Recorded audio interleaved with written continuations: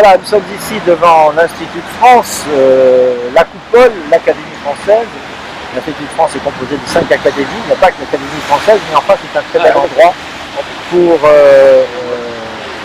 évoquer la question de la langue française. Paris n'offre pas suffisamment un visage français. Et je trouve d'ailleurs que la différence des villes parisiennes depuis 12 ans de l'équipe de la Nouée est insupportable en matière de langue française.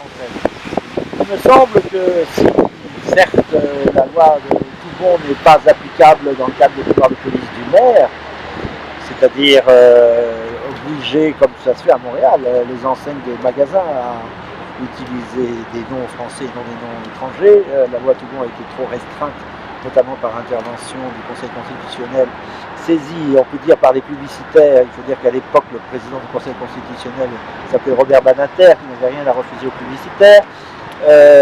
La loi Toubon a été très restreinte. Mais des initiatives de la municipalité peuvent être prises. Je pense à l'une en particulier qui fait partie de mon programme.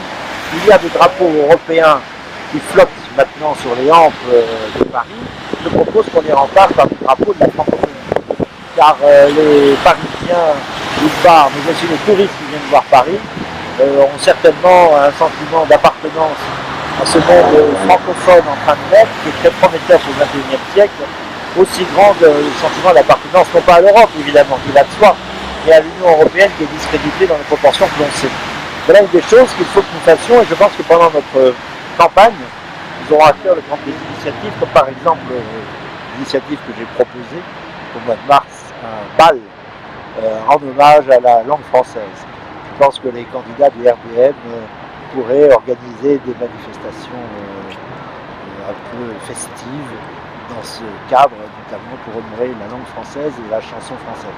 Mais nous réfléchissons à d'autres moyens de rendre Paris, capitale de la France, à la francophonie et à sa vocation qui consiste à illustrer la langue française, qui est un élément essentiel et premier, on peut dire, de notre identité.